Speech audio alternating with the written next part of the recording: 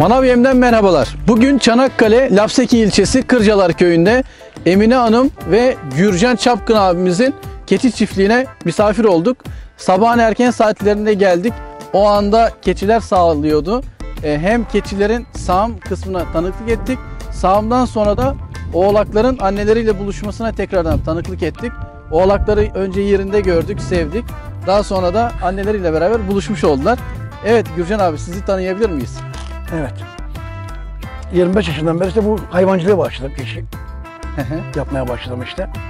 Toplam 22 yıldan beri Evet, bu işi yapıyorum. sağmal keçi Manav Yem işletmesi. yediriyorum, memnunum yani. Evet, doğrudur abi. Şimdi abi, Manav Yem'le ne zaman tanışmıştınız? Vallahi 3 yıldan beri bu adamlarla çalışıyorum işte. Telefon etsem gönderiyor. Evet. Şimdi abi kaç tane şu an toplamda sağmal keçiniz var işletmede? 65 tane keçi var şu anda sağılır. Tamam. Oğlak olarak kaç tane oğlaklarınız bulunuyor? 70 tane de oğlak var. Şu an abi Nisan ayına geldik. Tabii Evet. bahar Tabii. çıktı. Şu an yağmurun altında tabii çekim Evet. yapıyoruz belki ama Evet. güzel otlar falan arttı. Tabii. Sizin çayır meraya hayvanlarınızı salıyorsunuz. Tabii. Hangi bölgede mesela çayır mera? Şu karşıda abi, dağın eteğinde benim tarlalarım. Şu anda dağların tabii üst Evet. kısmındayız. Evet. Burası bulunduğumuz yerde rakımın yüksek olduğu Evet. yerlerden bir tanesi Çanakkale'de. Sabahleyin abi geldiğimiz zaman yemleri veriyorsunuz, sağımı Evet. yapıyorsunuz. Tabii hava yağışlı olduğu için Tabii. belki bugün çıkartmayacaksınız ama normal güneşli havada Tabii. çayır meradan yararlanmış oluyorsunuz. Tabii. Peki abi şu anda mesela manav keçi süt yeminden Evet. günlük olarak 70 tane hayvana 50 kilogram 50 şeklinde kilo veriyorsunuz. Takriben 750-800 gram Evet. yem düşmüş oluyor. Aynı zamanda da arpa filekeden, bizim manav Tabii. arpa filekeden de 200 gram Evet. sağmal keçi başına düşmüş Evet. oluyor. Yani 1 kilogramlık bir konsantre yem vermiş oluyoruz. Tabii. Aynı zamanda çayır meradan yararlanmış oluyorlar. O şekilde. Peki oğlakları mesela satmayı düşünüyor musunuz şu an için? Vallahi denk gelir satarım abi. Niye satmayayım değil mi abi? Hesap kitap işi. Takriben ne kadara satmayı planlıyorsunuz? Vallahi 350 diyelim de 350 verebiliriz yani. Anladım. Tamam, yani damızlık oğlak temin etmek isteyenler Gürcan abimizi bulabilir. İletişim kısmından telefon numaralarını paylaşacağız. Peki abi keçi sütünü litresini kaç TL'den satıyorsunuz? 4 TL diye bize fatura görünüyor. 4 TL'den Valla satmış kaçtan geliyor oluyorsunuz. bilmiyorum tabii kaç yaş yapıyor.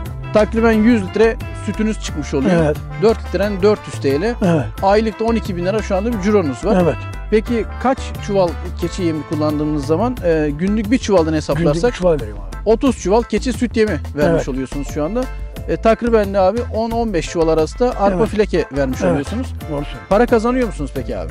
Memnunum abi, kazanıyorum. Ya şu anda oğlakları da sattığınız zaman Tabii, onlar da kazanıyorum abi. Tabii. kasaya girmiş olacaklar. Peki keçi yetiştiriciliği konusunda abi tavsiye edeceğiniz bir şey var mı? Hani keçi yetiştirmek için meraya sahip olmak gerekiyor mu? Tabii. Bu noktada Doğru neyi söylüyorsun. mesela tecrübe ettiniz bu 22 yıl içerisinde? Vallahi ben bu işten memnunum. Şimdi başkasına bir şey diyemem. Hı hı. Ben koyun boyunca istemiyorum yani. Keçiden memnunum ben. Hı hı. Herkes zevkine göre çalışıyor. Doğru değil mi? Keçi koyuna göre biraz daha mütevazi bir hayvan mı? Tabii. Keçi daha sağımı uzun. Şimdi koyunu şurada bu ay bittim mesela süt biter koyun. Siz keçileri kaç ay sağıyorsunuz abi? Keçi Kasım'a kadar keçi sağlıyor mesela. Ne zaman doğum yapmıştı bu hayvanlar? Bu hayvanlar. Şubat'ta mı? Evet. Şubat'tan Kasım'a kadar yani Sağlıyor. 9 ay boyunca sağım Tabii. yapabiliyorsunuz. Peki ortalama bir sezonda kaç ton süt döküyorsunuz mesela? Hiç onun bir hesabını Vallahi mandıradan işte çıkarttığınız oluyor mu? Ya da totalde ne Ben kadar? şimdi mesela bu sene 32 milyar para aldım Alakaç'tan. Hı hı. 4 liradan mesela He, parayı hesaplayacak öderim. olursak Bir ihtimalle yani. 8 ton falan süt dökmüşsünüz. Tabii. Yani bunu da 60 sağmal keçiye falan döndürdüğümüz zaman takriben 150 litre falan yapıyor. Evet. Olabilir, evet. Peki abi sağmal keçi işine girmek isteyenlere ne tavsiye edersiniz? Vallahi ben bu işi yapmalarını tavsiye ederim abi. Keçi iyi.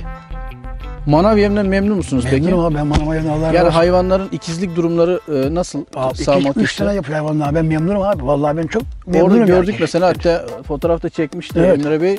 3 tane oğlak bir Evet. anneden çıkabiliyor. Tabii. Hiçbir problem yok. Yok Anne abi. de 3 tane oğlanı da büyütebiliyor. Tabii yani. memnunum abi. Yani Yeterli ben başka geliyor yem süt. istemem bak. Bizim burada yem satıyor mesela bir adam. Hayatta almam abi yem.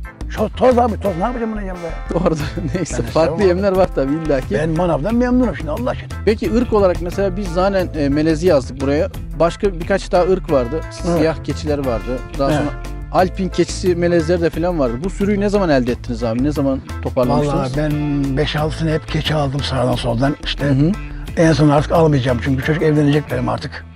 Doğru. Açılmak Peki, istemiyorum artık. Dişi oğlakları kendinize bırakıyor Bırakacağım musunuz? abi. Bırakacağım şimdi. Yıl içerisinde reforme ediyor musunuz? Mesela Evet, bazı karıştırıyorum. yaşlanan anne keçileri ayırıp alt taraftan Şimdi nasip çekmişler mi olursa bu geliyor? sene keçileri ben şey yapacağım. Yaşlılarını yine bu sene yavrusunu alacağım. Hı hı. Ama seneye çıkartacağım artık. Anladım. Peki abi bir çepiçi kaç aylıkken tekeye salmak lazım? Siz nasıl yapıyorsunuz? Vallahi abi onların bak oğlak ona doğurdu bende burada. Yavru bak doğurdu geçen sene oğlağı doğurdu bu sene. 3 tane doğurdu yani hayvanları.